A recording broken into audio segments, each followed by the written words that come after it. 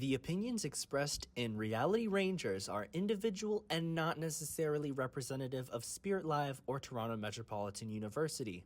Thank you for listening. Hello, listeners. My name is Malik Fortier. And I'm Andrew Hill. And welcome to a rebranded version of last season's Outwit, Outplay, Outyap. We decided that we not only want to cover the great show that is Survivor, but kind of branch off into more of a general reality TV world. And we've decided to rebrand ourselves as Reality Rangers. We'll give you the lay of the reality land.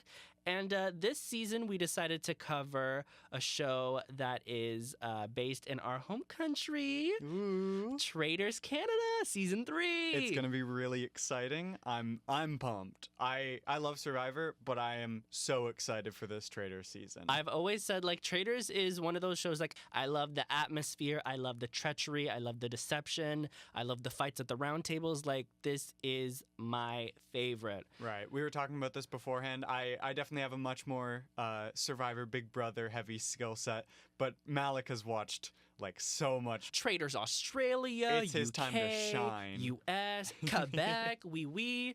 And I'm ready to dive right in. And basically, we're going to start off the season like we did with Outwit, Outplay, Outyap by doing a preseason player introduction and also doing some preseason predictions and picks of who we think is going to do well. And for those who aren't familiar with the show, The Traitors is a very up-and-coming, like, new reality show. It's been doing very well recently. You've probably heard of it at this point. But if you haven't, the way the show works is essentially a bunch of usually reality stars from other shows come together in a castle where a few of them are decided to, like, be traitors by production. These traitors have to murder, quote unquote, all of the other faithfuls without getting caught and like not getting voted out at the round table. There's a lot of treachery, there's a lot of mystery, there's a lot of games for increasing cash prizes. Yes. And we've got a very I would say very villainous heavy cast this season. Oh, this cast is going to get down and dirty and nasty at the round tables. That's what I'm most excited about. And, past seasons have included players like Neda Kalantar from Season 2 and 5 of Big Brother Canada, as well as Kevin Martin from Big Brother Canada, Erica from Survivor, and just a lot of our favorite faces from the reality TV world as well. But we've also got some civilians. Canada does a kind of celebrities and civilians type format where there's, like I said, the aforementioned reality TV celebrities and, maybe influencers, as well as some everyday run-of-the-mill people who are cast on the show. And I like it. It's a good mix of personalities. Yeah, I feel like you don't get too overwhelmed by the like kind of overbearing nature of a lot of reality stars, and you get a chance to see these new people who could like shine in other ways. Exactly. Like from last season, some people I really liked. I really liked Kira. She was a traitor last season. From the first season, I really liked Donna. She was fun. She was a psychic, and I'm a little biased because she was eventually on Battle of the Generations as a contestant like myself. So I ride for my BOTG family. But let's introduce the cast of Season 3. Yeah. So we're gonna start by going through each of the like already known players. There's some of my favorite faces, so I'm very excited. And if we're gonna start out with the notable cast members, we might as well start with one of my personal favorite reality stars, just in general. We got Venus Vafa from Survivor 46. Queen Venus. I really think that the idol curse of Survivor 46 should have stopped. Well, I mean, it should have stopped at Hunter, frankly, because, I love Tiffany, I love Q, but I wish it stopped at Tiffany because Venus is one of my favorites. We don't often get Canadians on Survivor, but she really showed up and showed out. She may not have been the best strategist or the most well-liked socially, but she provided us good TV. Yeah, she felt very, like, Survivor 10 to 20s. It was so, like, it never felt nasty in a, like evil way, but it always felt like really aggressive, really fun. she'll tell you anything to your face and you will take it. Incredible to watch. Unfortunately, as you said, she fell victim to the 46 idol curse, got voted out with an idol in her pocket, and I was devastated. It was clear production didn't really enjoy her as much as the fans did, so we won't see her back for 50. However, she's here now, and I think she's going to thrive on a season like this. Yeah, I think she'll excel on the Traitors, where it's all about clocking people's T is in Traitor, and confronting people at the round table. I think that's going to be her strong suit. Absolutely. I think, as much as I would love Venus being a traitor, I think personally she's going to be a faithful, and she's going to be a messy faithful at that.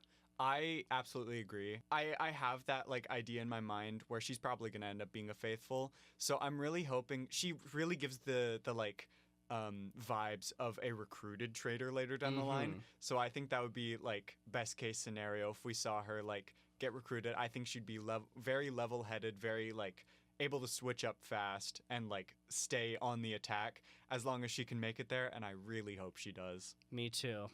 Next up from Survivor 42, another Canadian Survivor icon, we've got Omar Zahir. Omar, representing my hometown. I am so excited to see Omar. Again, another person that I think was snubbed from 50 just because like they didn't show any of the early New Era representation. And Omar was such a fun presence that deserved so much more than like what the edit gave him. I don't know if this is a hot take, but I'd rather see Omar play over Jonathan any day of the week. Absolutely. Jonathan is kind of a misogynist and a like bad person, but he won a challenge by himself. No, but Omar was like always like he was flipping the script. He was like being super dynamic and like playing these people. There were so many moments where like he had knowledge as power, but it wasn't even shown on screen because it just wasn't necessary to the plot. Like he was that important where they just didn't need to show everything he did. He was just that person like behind the scenes, that puppet master orchestrating everything, and it took a fellow great Canadian player in Marianne to take him out of the game, you know? It was the best episode, best blindside of the season. Like, it took so much to get him gone, and it was so iconic. And so, I'm so glad he's back. I'm glad he gets to get his redemption arc here, and I think he would fit very well as a traitor. I think he will be a traitor. That's my prediction, because a lot of the U.S. and Canadian seasons will tend to have, like, either a Survivor or Big Brother or both like have them as traitors. And I think Omar really fits the bill as like the person who in theory you've seen him play and you're like, yeah, he would be a traitor, but then when you're playing with him he'd be so dynamic where you're like, there's no way he's a traitor, and he would just be like so good at it that and he's I think just they so want lovable. they want to snipe that as fast as possible. You know what, the next person I think is probably our best bet, but I think he could also be a traitor too, and that's Perhaps. Kevin Jacobs from Big Brother Canada 10. Kevin Jacobs. I love Kevin. He, again, another, like, under-the-radar villain who, like, is really cynical, like, really maniacal, but you never see it because he's just so lovable. I think, you know, being someone who hasn't watched his season but has seen clips of him, I think he would thrive in the castle because he can play that two-faced kind of game and you just can't stay mad at him. And I think he's got that killer instinct where, you know, if he was put as a traitor, he's not afraid to let people go left and right, and he's going to do it in which a way that I don't think many people will catch on to him, except for, you know, vice versa, people like Omer and the other former reality TV players. I think Kevin will probably do well. The thing he was best at on Big Brother, and the reason why he won his season, was because he was so analytical and so good at knowing when to strike. Whereas so many of the other people that we've seen play previous Traitors seasons, like if we're going Traitors US, we had Dan on season 2, who really fell flat, even though he's one of the best Big Brother players, because he just didn't know the timing correctly. Exactly. Whereas I think Kevin Jacobs is going to be so like analytical and so approachable at the same time, where like he won't be just isolating himself, but he'll know what to do. And if he's a faithful, I still think he'll be able to like sniff out lies pretty damn well. And when it comes to people who share names with other Big Brother Canada winners, we're moving from Kevin to Ty. Yeah. Ty McDonald, not to be confused with Tashawn Newman, whose father, Cedric, played on last season of Traitors Canada. It's a whole web, a whole Madam's Web. Interweaving. Yeah, Ty, what can we say about Ty? Yeah, Ty was a very, how do I even describe it? Ty has been, I guess, a pariah of a winner. Like, it's been very, you love him or you hate him. He was kind of hated by his fellow players in the end game, but he was one of the biggest comp beasts we've ever seen, and so he kind of just, like, got to dominate the end game because no one could compare to him. Even if the challenges were equitable, he was just kind of that good. Right, but Traitors is not a challenge or comp-based game. Missions are solely to either put money in the pot or maybe get a shield, but I don't think his style of play will necessarily translate. Unless he has this big change-up in how he plays the game, I don't think he's going to fare as well on the Traitors as he did in Big Brother. And I think, his best bet would be to be a faithful, because I think he could, maybe lay low because he's not a big personality. Yeah. But if he's a traitor, I don't know how that's going to go. I am very worried for Ty. I think he's probably going to be a faithful, but I could see them really wanting that messy, like, meltdown of a player to be a traitor. I just wonder, like, I don't think he's, challenges don't really matter aside from getting the money for the prize pot. But at the same time, he was such a, like, divisive person, and most people just didn't like working with him. So at best, I think he could be a shield for another player like Kevin or Omer. At worst, he could be, like, first boot or, like, first roundtable boot, because there's no way a traitor would kill him. He's just too much of a out-there personality. Yeah, and you want him to help bring the money in.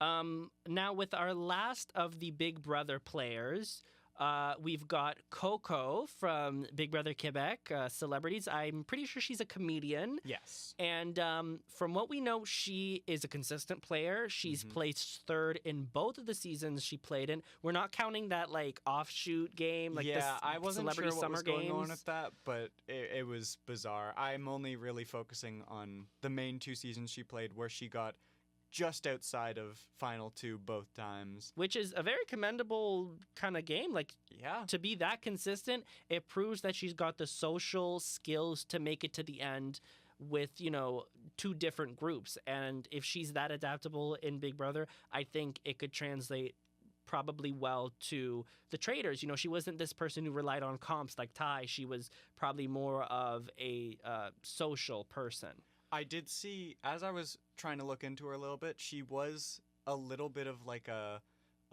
easy target to put up on the block kind of situation. She probably took it well, kind of thing. And I think especially with her comedian background, like, she could be very social. She could, like, at the very least, be very out there. And I mean, there's been a precedent for comedians doing well on the Traitors. I think season 1 of the UK had a comedian getting to the end. And like I said, season 2, we had Cedric, who was a comedian.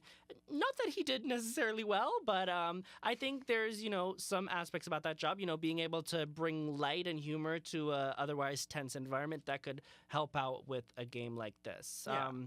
Next up for the reality stars, we've got Dominic Gabriel, I believe. Yes. From the Netflix reality universe. He's played the Mole, and he's been on Perfect Match. Yeah, I don't know very much about Dom. I'm not very into much of the, like, reality dating show kind of shows, and I haven't watched The Mole yet. Though I've seen he did get, like, third boot. So it's kind of hard to tell, like, where he's at. So you kind of would have to watch the, what was it called? Perfect Match? Yeah. Where I did see he did win, and there was the controversy that there might have been a cheating scandal between the 2 winners. Oh my God, this is news to me. Only learned it recently. He could maybe be the Tom Sandoval of this season. He could be. I don't know much about him yet, but I am interested to see where he goes. I don't think he's going to be a traitor. No. Next up on the reality stars, our second to last, they've got Kit and Caboodle from Canada's Drag Race Season 4. Yeah.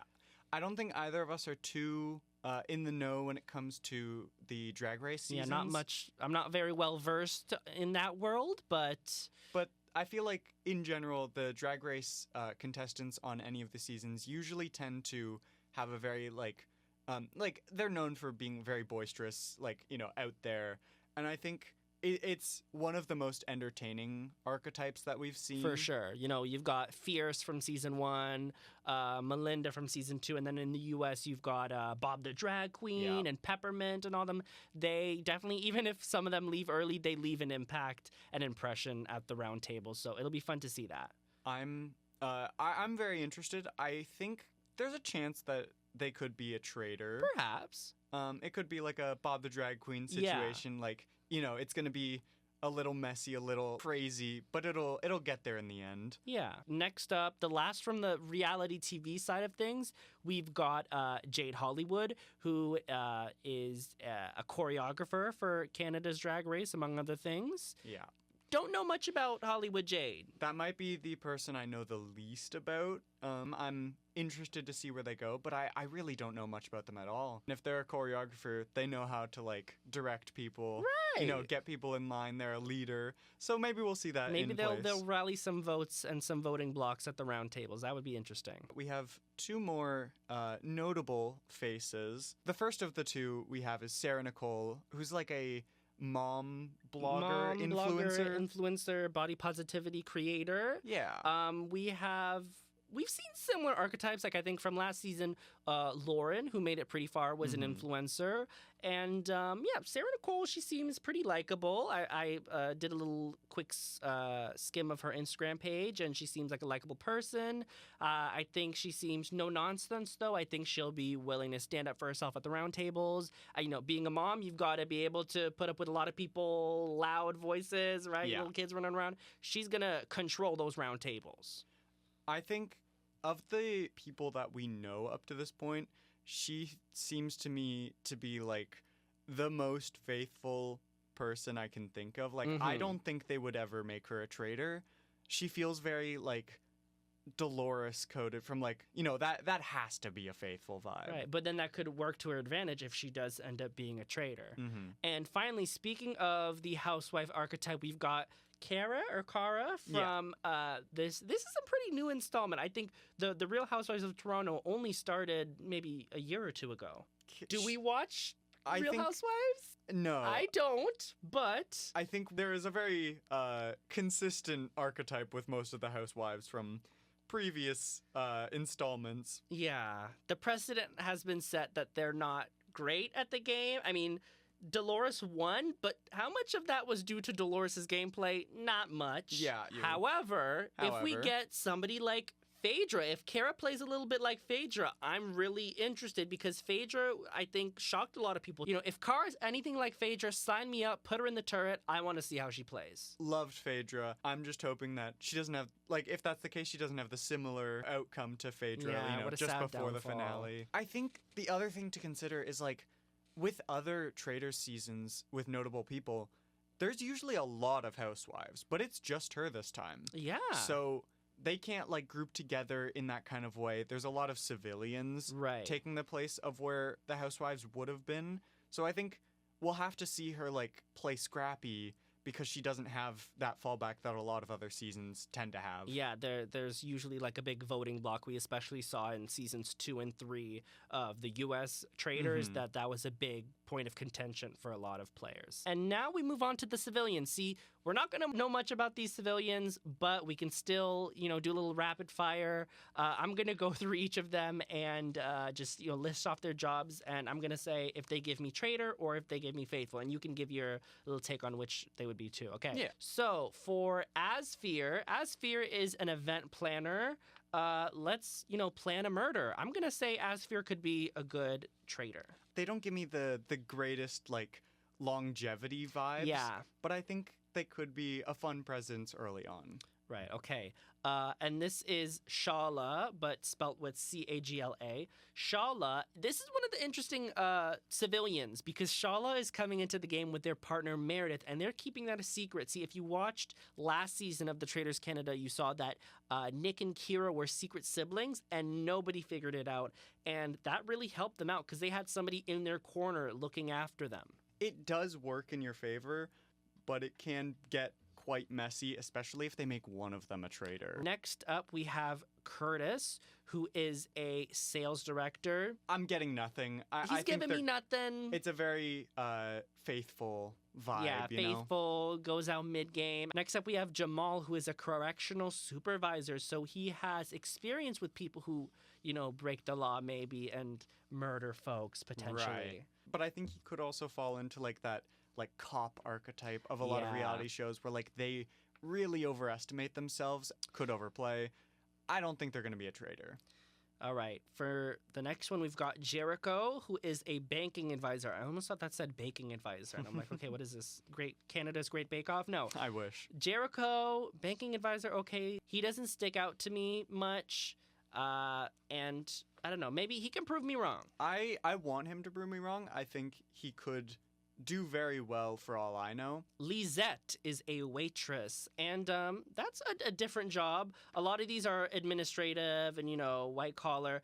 I want to see how Lisette plays. Like, a waitress means you're personable. You've got to get those tips, so you got to, butter people up. So I'm looking forward to Lisette. Maybe she could be a traitor. I don't know. I think she could be, pretty good as a traitor. Could be, just a generally good kiss ass, building people up for them to topple down. Yeah, I'm going to, root for Lisette for sure.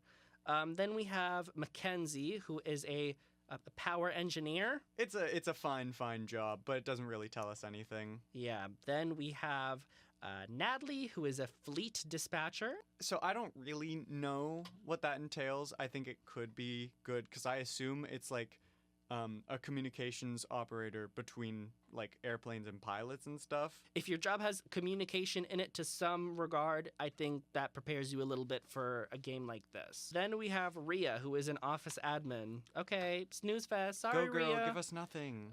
Then we have Shaughnessy. Shaughnessy is a beautiful name. I love the name, Shaughnessy. Very long. Shaughnessy is an account manager. I want them all to prove me wrong. I want this to be a great see season. how people misspell her name on the board. I completely forgot about that. That's going to be fun. That is going to be fun. And then finally we have Thompson. Yes. Thompson is a brand manager, which is a little bit different because you've got that PR angle. So you might have a better time at, persuading people and getting people to think one thing. So maybe let's see Thompson as a traitor. It's alliterative. I think we're going to have a lot to talk about in the first episode. For sure. So that, we'll have a chance to understand these people. Hopefully we'll get some screen time for them all. But overall, I'm very excited. I love a lot of the people who are notable for the season. And I think there's a lot of potential for the civilians to kind of prove us wrong, tell us why they're not boring. Exactly. If I had to make one celebrity and one civilian pick for who I'm rooting for, I would take Omer for the celebrities, and I'm going to root for Lisette for the civilians. My bets would be on Kevin Jacobs, and I feel like we could see, I don't know, crazy pick. Maybe, we could see Mackenzie just come out of nowhere, have a lot of fun with it. I am always going to root for Venus, though. I want Venus to have a shield every episode. Absolutely. I want her to get to the end, regardless of faithful or traitor. I want her to blow my mind. I want her to show why she's the greatest player of all time. And then maybe Survivor will see what they were missing out by not casting her again, and we'll get her on season, 53. But yeah, that's about it for our preseason predictions. Hopefully we'll have much to talk about in our first official episode. Yeah, and we will meet back in the turret to discuss the events of the premiere of Traitors Canada Season 3, and we hope you listen along with us. So, yeah. Thank you for tuning in. I hope you stayed from last season. It's nice to have the rebrand, and I'm excited for the future. I'm excited too. Thanks for listening, and this has been episode 1 of Reality Rangers.